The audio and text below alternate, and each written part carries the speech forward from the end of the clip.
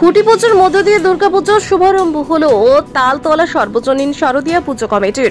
এবারে ৭৯তম বর্ষে পদার্পণ করলো এই পুজো। দীর্ঘ এতগুলো বছর ধরে সাবেকিয়ানা ঐতিহ্য থিম এবং বর্ণদিয়ানার মধ্য দিয়ে তালতলা সর্বজনীন শারদীয়া পূজা কমিটির পুজো করে আসছে।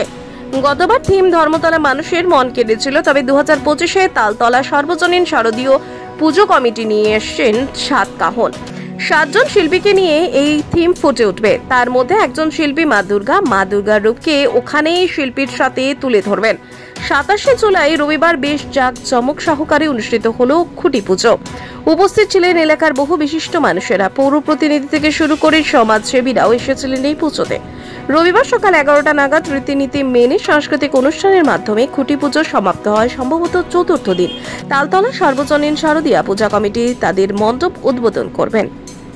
ব্যুরো রিপোর্ট, সারা বাংলা নিউজ।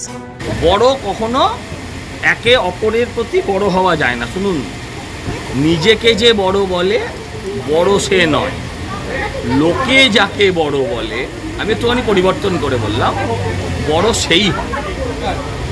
অতএব প্রত্যেকের ক্লাব তার কাছে সবচেয়ে মিডিয়াম বাজেট বলে কিছু হয় না। এরা ভীতু। আপনাকে কেমন করে সাঁতার কাটতে হয় এটা যদি আপনাকে রাস্তার ধারে শুইয়ে শেখানো হয়, আপনি সাঁতার কাটতে পারবেন? জলে না নামলে আপনি সাঁতার কাটতে পারবেন না।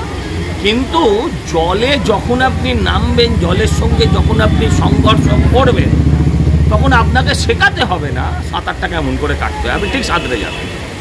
এটাই বার্তা দিতে চাইছি যে জীবনটাকে ছন্দের সাথে এবং জীবনে যে বিভিন্ন আপস অ্যান্ড ডাউনসটাকে আছে সেটাকে মানিয়ে নিয়ে জীবনটাকে চালিয়ে নিয়ে যাওয়া, এটাই হচ্ছে মূল মন্ত্র জীবনে।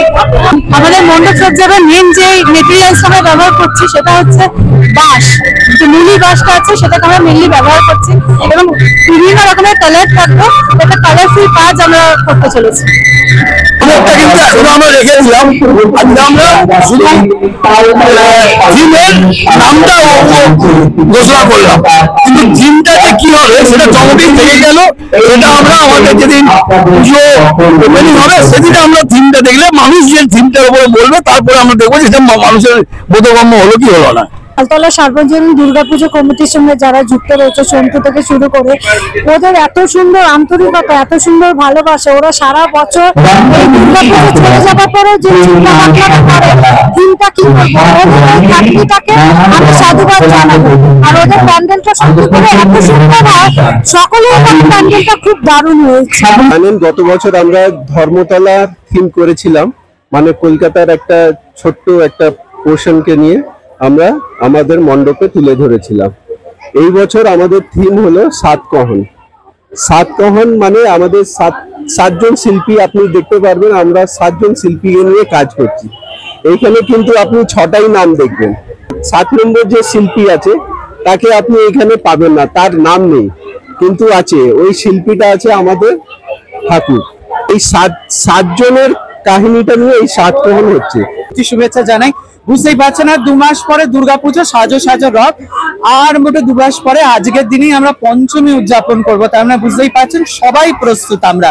আর যেরকম দাদা বললেন যে বিগত বছর আমাদের থিম ছিল হচ্ছে ধর্মতলা। যখন সারা বিশ্বে ধর্ম নিয়ে যুদ্ধ হচ্ছে তখন ধর্মতলা আমাদের এখানে ছিল, তালতলার মোড়ে ধর্মতলা, যেখানে আপনারা ধর্মতলার বিভিন্ন ইতিহাস দেখেছেন। এখানে যারা বিভিন্ন গুণী মানুষরা ছিলেন, বিভিন্ন ইতিহাস ডকুমেন্টারি থেকে শুরু করে কত কিছুই না ছিল। কেন্দ্রে ছিলেন মা দুর্গা, এবারেও মা দুর্গাই থাকছেন কেন্দ্রে।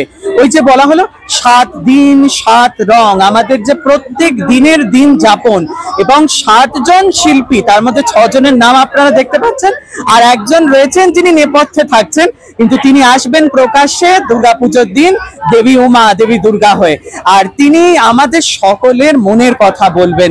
তাই সবাই যে তাদের নিজস্ব ভার্সনস গুলো আছে, আমরা প্রত্যেকেই জানি, আমরা প্রত্যেকে আলাদা আলাদা ইন্ডিভিজুয়াল, একটি পার্সপেক্টিভের 7টি আলাদা আলাদা স্তর হতে পারে, নানাভাবে তার আত্মপ্রকাশ।